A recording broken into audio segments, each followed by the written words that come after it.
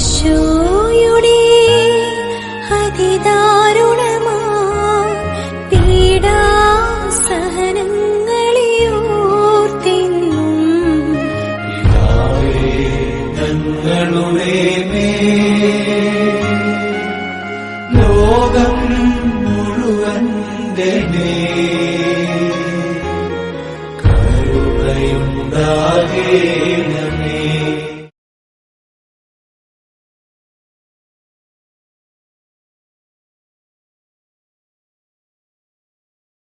മിശിഹായിൽ ഏറ്റവും സ്നേഹിക്കപ്പെട്ട പ്രിയ സഹോദരി സഹോദരന്മാരെ, ഈ വർഷത്തെ വലിയ നോമ്പുകാല ആചരണത്തിൻ്റെ ഭാഗമായി നമ്മൾ നടത്തിവരുന്ന നോമ്പുകാല ധ്യാനത്തിൻ്റെ അല്ലെങ്കിൽ വിചിന്തനത്തിൻ്റെ ഭാഗമായി നമ്മൾ ഇന്ന് ഈ വചന ശുശ്രൂഷയിൽ പങ്കുചേരുകയാണ്. ഈ നോമ്പുകാല വിചിന്തനത്തിൻ്റെ 5-ാം ദിവസമായി ഇന്ന് നമ്മുടെ വിചിന്തന വിഷയമായി നമ്മൾ സ്വീകരിച്ചിരിക്കുന്നത് വിശുദ്ധ മത്തായിയുടെ സുവിശേഷം 6-ാം അധ്യായം 19, 20, 21 വാക്യങ്ങളാണ്. അവിടെ ഇപ്രകാരം നമ്മൾ വായിക്കുന്നു: നിങ്ങൾ നിക്ഷേപം കരുതി വയ്ക്കരുത്, തുരുമ്പും കീടങ്ങളും അവ നശിപ്പിക്കും, കള്ളന്മാർ തുരന്ന് മോഷ്ടിക്കുകയും ചെയ്യും. എന്നാൽ സ്വർഗത്തിൽ നിങ്ങൾക്കായി നിക്ഷേപങ്ങൾ കരുതി വയ്ക്കുക. അവിടെ തുരുമ്പും കീടങ്ങളും അവ നശിപ്പിക്കുകയില്ല, കള്ളന്മാർ തുരന്ന് മോഷ്ടിക്കുകയുമില്ല. നിങ്ങളുടെ നിക്ഷേപം എവിടെയോ അവിടെയായിരിക്കും നിങ്ങളുടെ ഹൃദയവും. കണ്ണാണ് ശരീരത്തിൻ്റെ വിളക്ക്. കണ്ണ് കുറ്റമറ്റതെങ്കിൽ ശരീരം മുഴുവൻ പ്രകാശിക്കും. കണ്ണ് ദുഷ്ടമാണെങ്കിലോ ശരീരം മുഴുവൻ ഇരുണ്ടുപോകും. നിന്നിലെ പ്രകാശം അന്ധകാരമാണെങ്കിൽ അന്ധകാരം എത്രയോ വലുതായിരിക്കും. പ്രിയപ്പെട്ടവരെ, നമ്മുടെ കർത്താവിൻ്റെ തിരുസന്നിധിയിലായിരുന്നുകൊണ്ട് ഈ നോമ്പുകാലത്ത് എല്ലാ ദിവസവും തന്നെ ഓൺലൈനിലൂടെ നമ്മൾ ഈ വചന വിചിന്തനത്തിൽ പങ്കുചേരുമ്പോൾ ഇന്നത്തെ ഈ സുവിശേഷ വാക്യങ്ങൾ നമ്മുടെ ജീവിതവുമായി, അനുദിന ജീവിതവുമായി വളരെ ബന്ധപ്പെട്ട് നിൽക്കുന്നതാണെന്ന് എനിക്ക് തോന്നുന്നു. ഈശോ പറയുകയാണ്, ഈശോ കൃത്യമായിട്ട് പറയും, നിങ്ങളുടെ നിക്ഷേപം എവിടെയാണോ അവിടെ ആയിരിക്കും നിങ്ങളുടെ ഹൃദയവും. മനുഷ്യരുടെ എല്ലാവരുടെയും ജീവിതത്തിൽ ലക്ഷ്യങ്ങളുണ്ട്. ലക്ഷ്യങ്ങളാണ് മനുഷ്യനെ മോട്ടിവേറ്റ് ചെയ്യുന്നതെന്ന് മനഃശാസ്ത്രജ്ഞർ വ്യക്തമായിട്ട് പഠിപ്പിക്കുന്നു. മോട്ടിവേഷൻ ഇല്ലാത്ത മനുഷ്യർക്കൊന്നും ചെയ്യാൻ സാധിക്കില്ല. ഒരു വ്യക്തിയെ മോട്ടിവേറ്റ് ചെയ്യിക്കുന്നത് അവൻ്റെ ലക്ഷ്യങ്ങളാണ്, എന്ത് നേടണമെന്നുള്ള ആഗ്രഹങ്ങളാണ്. ആ ആഗ്രഹമില്ലെങ്കിൽ, ജീവിതത്തിൽ ഒന്നും നേടാൻ ആഗ്രഹമില്ലെങ്കിൽ, അല്ലെങ്കിൽ ജീവിതത്തിൽ ആരെങ്കിലും ആയിത്തീരണമെന്നുള്ള ആഗ്രഹമില്ലെങ്കിൽ, ജീവിതത്തിന് കൃത്യമായ ലക്ഷ്യങ്ങളില്ലെങ്കിൽ ആ വ്യക്തിയെ മോട്ടിവേറ്റ് ചെയ്യുക ബുദ്ധിമുട്ടാണ്. അവനെ പ്രചോദിത ചിത്തനാക്കി നിർത്തുക ബുദ്ധിമുട്ടാണ്. ഇന്ന് ഒത്തിരിയേറെ മോട്ടിവേഷൻ ക്ലാസ്സുകളുള്ളൊരു കാലഘട്ടമാണ്. ഓൺലൈനിലൂടെയും അല്ലാതെയും മോട്ടിവേഷൻ സ്പീക്കേഴ്സ് ഉണ്ട്, മോട്ടിവേഷൻ ക്ലാസ്സുകൾ നടത്തപ്പെടുന്നുണ്ട്.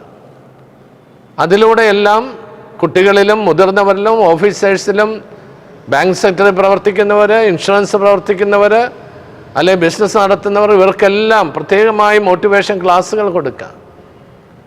കാരണം എവിടെയാണോ നിൻ്റെ ലക്ഷ്യം, അല്ലെ ആ ലക്ഷ്യപ്രാപ്തിക്കുള്ള കാര്യം, അത് ഐഡൻറ്റിഫൈ ചെയ്താൽ മാത്രമേ മനുഷ്യനെ പ്രചോദിതനാക്കാൻ സാധിക്കുകയുള്ളൂ, പ്രവർത്തനങ്ങളിലേക്ക് ഇൻവോൾവ് ചെയ്യിക്കാൻ സാധിക്കുകയുള്ളൂ. എന്നാൽ കർത്താവ് പറയുകയാണ്, ഈ ലക്ഷ്യം ഫിക്സ് ചെയ്യേണ്ടത് നമ്മൾ ഓരോരുത്തരുമാണ്. എന്നാൽ ഈ ലക്ഷ്യം, എൻ്റെ ജീവിതത്തിൻ്റെ ലക്ഷ്യം എനിക്ക് ഈ ലോകത്തിൽ ടാഗ് ചെയ്യാൻ സാധിക്കും. ഈ ലോകത്തിലാണ് ഞാൻ എൻ്റെ ലക്ഷ്യം ടാഗ് ചെയ്തിരിക്കുന്നതെങ്കിൽ അത് നേടിക്കഴിയുമ്പോൾ എൻ്റെ ലക്ഷ്യം തീർന്നു, എൻ്റെ ജീവിതത്തിൻ്റെ പ്രചോദനം തീർന്നു. നമ്മളൊരു ശുഷ്കതയിലേക്ക്, ഒരുതരം റിസർഷനിലേക്ക്, ചിലപ്പോൾ ഒരു തരം ഡിപ്രഷനിലേക്ക് ആളുകൾ പോകും. ഒരു ഉദാഹരണത്തിന്, എനിക്കൊരു വീട് പണിയണം, എനിക്കൊരു വീടില്ല, എനിക്കൊരു വീട് പണിയണമെന്നൊരാഗ്രഹം തുടങ്ങുമ്പോൾ അതിനുവേണ്ടി പണം സമ്പാദിക്കാൻ തുടങ്ങും. പണം സമ്പാദിക്കാനായിട്ട് പണിയെടുക്കാൻ തുടങ്ങും. പണിയെടുത്ത കാശ് ചെയ്യാതെ വരുമ്പോൾ ഓവർ ടൈം ചെയ്യാൻ തുടങ്ങും. അത് ഒരാൾ മാത്രം പണിയെടുക്കാതെ എല്ലാവരും പണിയെടുക്കാൻ തുടങ്ങും. കാരണം എന്താ? നമുക്കൊരു വീട് വേണം.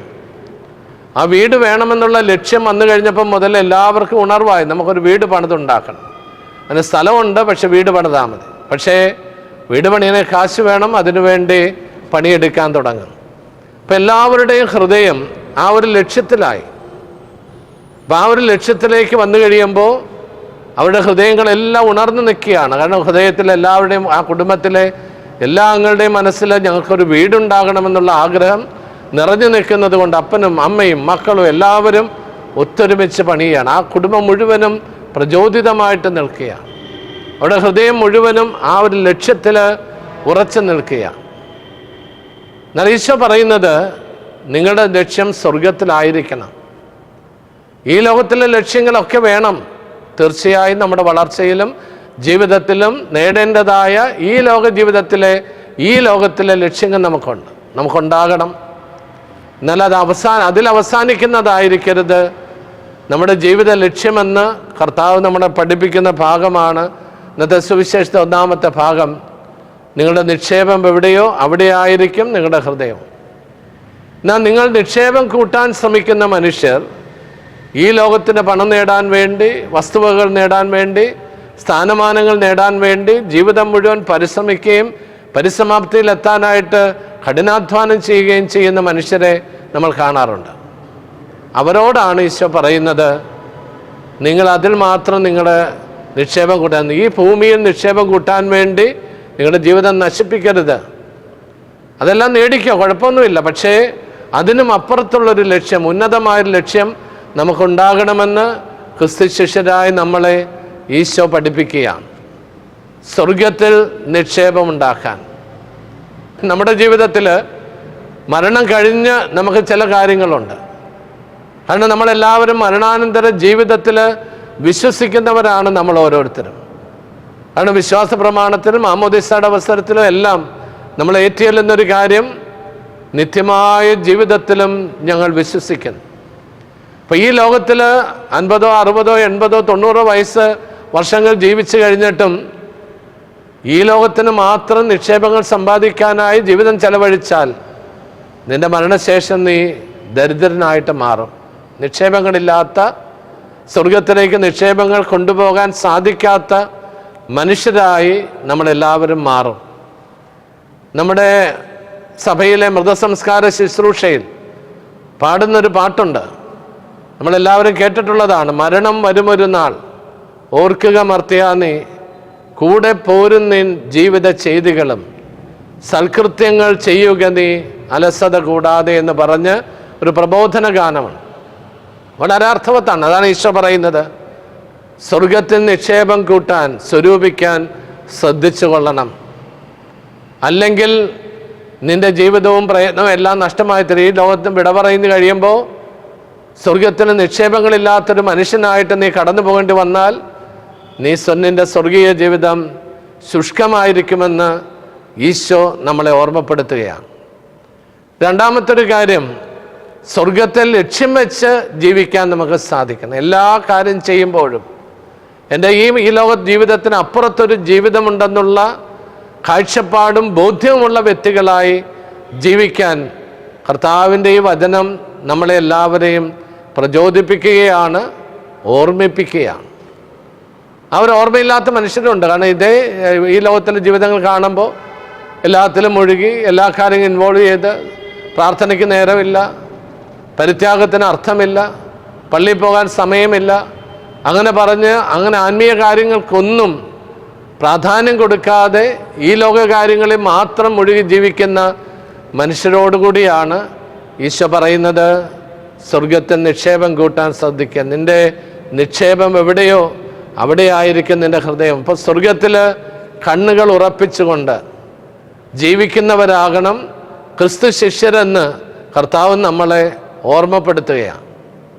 ഈ ഓർമ്മയുള്ള മനുഷ്യരായി ഈ ലോകത്തിൽ ജീവിക്കാൻ നമുക്ക് സാധിച്ചാൽ, ഞാൻ എൻ്റെ ഓരോ ദിവസത്തെയും പ്രയത്നങ്ങളും പ്രവർത്തനങ്ങളും കഷ്ടപ്പാടുകളും എല്ലാറ്റിനും എൻ്റെ ജീവിതത്തിന് അപ്പുറത്തേക്ക് എത്തുന്ന ഒരു മൂല്യമുണ്ടെന്ന് മനസ്സിലാക്കി ജീവിച്ചാൽ നമ്മുടെ ജീവിതങ്ങൾ ധന്യമായിട്ട് തീരും.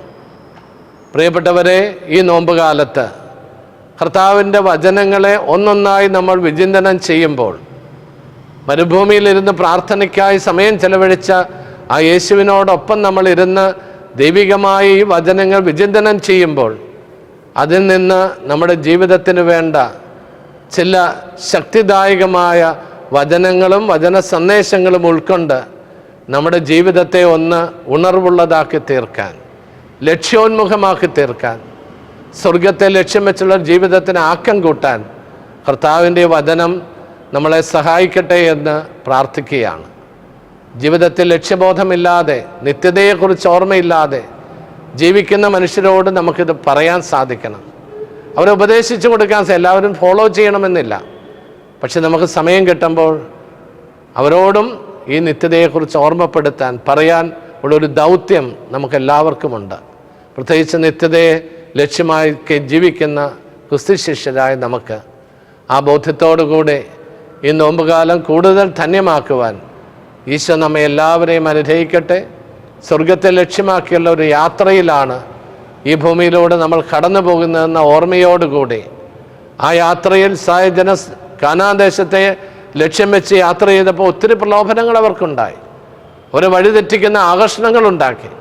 പക്ഷെ അതിനെല്ലാം അതിജീവിച്ചാണ് അവർ മുന്നേറി. ചിലരൊക്കെ വീണുപോയി, പക്ഷെ എല്ലാവരും ഭൂരിഭാഗവും കാനാദേശത്തേക്ക് എത്താൻ ദൈവം അനുവദിച്ചു. ഇതുപോലെ സ്വർഗത്തെ ലക്ഷ്യമാക്കിയുള്ള നമ്മുടെ യാത്രയിൽ വഴിതെറ്റാതിരിക്കാൻ കർത്താവിൻ്റെ ഈ തിരുവചനം നമ്മെ എല്ലാവരെയും സഹായിക്കട്ടെ എന്ന് പ്രാർത്ഥിക്കുകയും ആശംസിക്കുകയും ചെയ്യുന്നു. ഒരു നിമിഷം നമുക്ക് കർത്തൃസന്നിധിയിൽ പ്രാർത്ഥിക്കാം.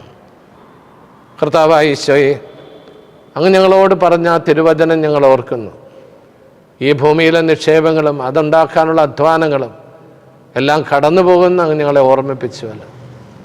എന്നാൽ നിത്യതയുള്ള സമ്പാദ്യങ്ങൾ, നേട്ടങ്ങൾ ആരും എടുത്തുകൊണ്ട് പോയില്ലെന്ന് ഈശോ അങ്ങ് ഞങ്ങളെ പഠിപ്പിച്ചുവല്ലോ.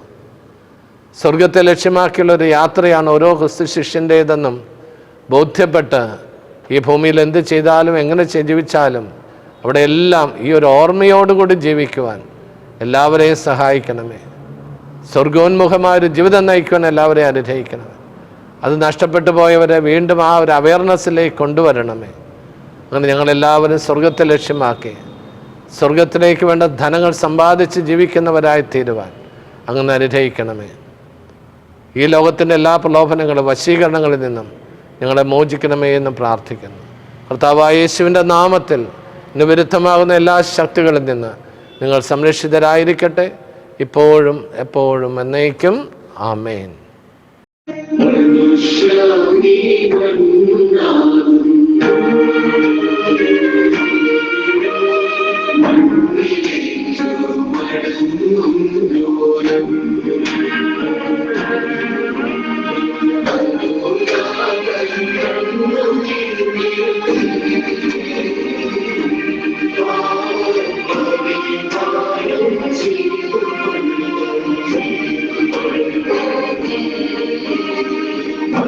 Shall we